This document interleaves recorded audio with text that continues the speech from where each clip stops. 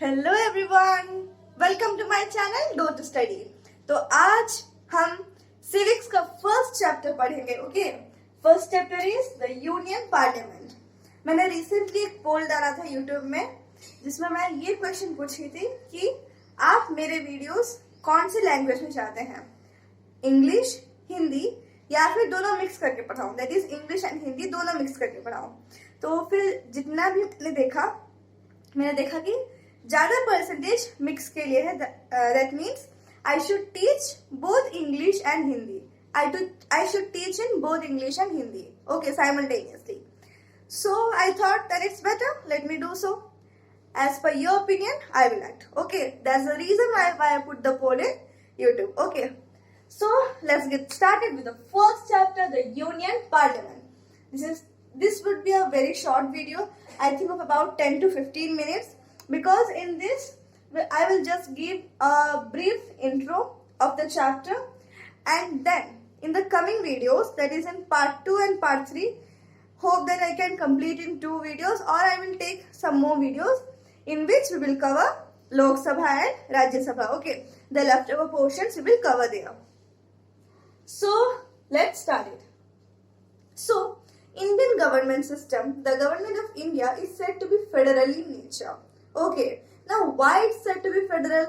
First of all, let's know what is the meaning of federal system of government. Okay, in a federal system of government, all the administrative powers, are divided between the central and the state government. Okay, are divided between the central and the state governments by the constitution, and both are supreme within their spheres. Okay, did you get that?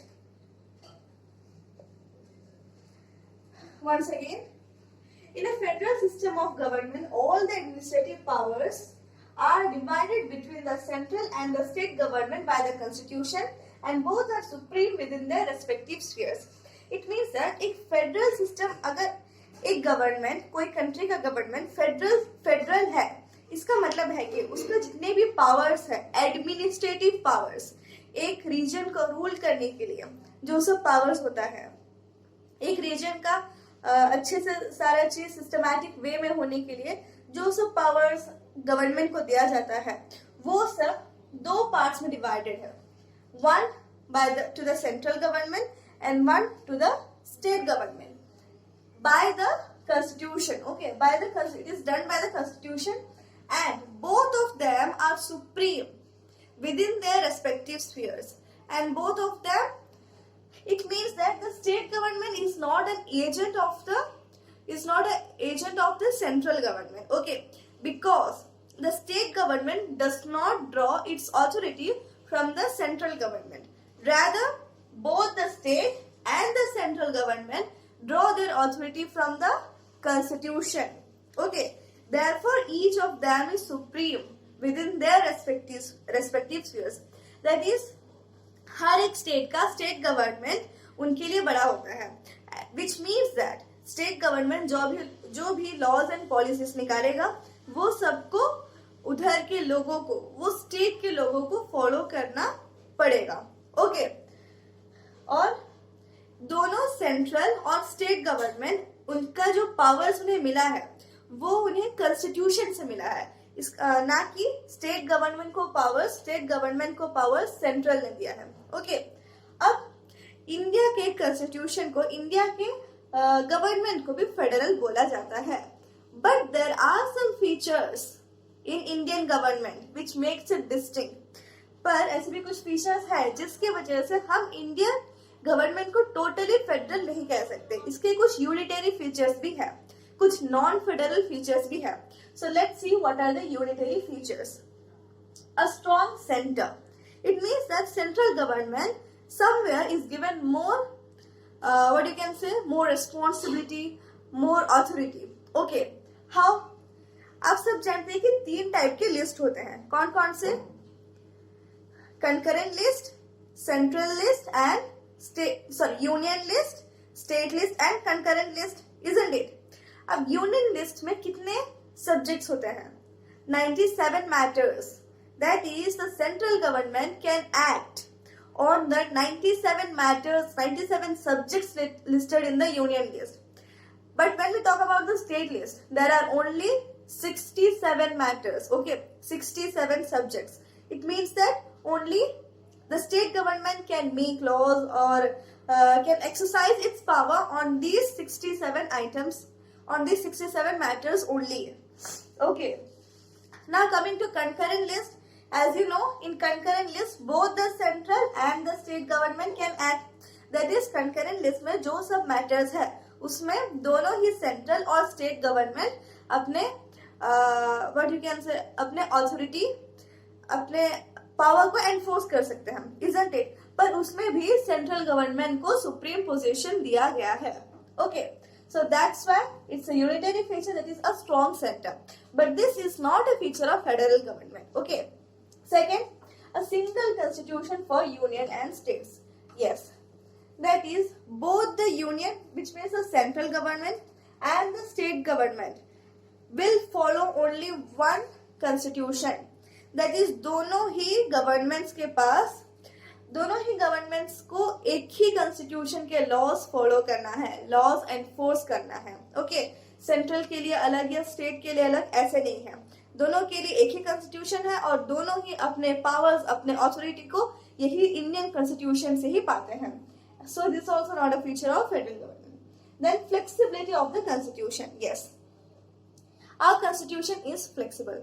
That is, amendments can be made with just a majority of 1/3 or 2/3 in the parliament. Okay. Then the next one is single citizenship. Yes, इसका मतलब क्या है? हम suppose you live in any state of Kerala, sorry, in any state of India, be it Kerala, Mizoram, Tamil Nadu, Jammu, what you can say, Punjab, anywhere. Okay. But you are an Indian, isn't it? When someone asks about your citizenship, what do you say? I am an Indian. You never say, I am from the state of Mizoram or I am from this. Because we Indians have only one citizenship.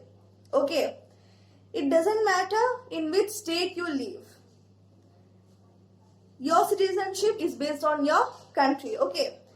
इसका मतलब है कि Indians को, मतलब हमारे country में बस एक ही citizenship है. Okay. Then the next one is inequality of representation in the Rajya Sabha. Yes, राज्य सभा में members स्टेट से, स्टेट्स के कुछ सिलेक्टेड मेंबर्स राज्य सभा में आते हैं, isn't it? राज्य सभा, that is the state government sends them to the राज्य सभा, isn't it? Now state government means हर एक स्टेट के पॉलिटिकल पार्टीज में से कुछ सिलेक्टेड पर्सन्स ही राज्यसभा में रिप्रेजेंट करते हैं वो स्टेट को. बट इसका मतलब ये नहीं है कि हर एक स्टेट से equal number of people represent करेंगे. ओके, जो रिप्रेजेंटेशन है, कितने नंबर ऑफ पर्सन्स रिप्रेजेंट करेंगे, ये वो स्टेट का साइज के ऊपर डिपेंड करता है. Okay, according to the population of that state. Okay, तो जहां पे ज्यादा लोग रहते हैं वहां से ज्यादा रिप्रेजेंटेटिव्स आते हैं, और जहाँ पे कम लोग या कम छोटा एरिया है वहां से कम रिप्रेजेंटेटिव्स आते हैं. Okay, and this is also not a feature of federal government. Okay, sixth one जो है वो है existence of union territories. Yes, you know that India has 7 union territories. ये यूनियन टेरिटरीज कोई गवर्नमेंट, कोई स्टेट गवर्नमेंट के under में नहीं आता.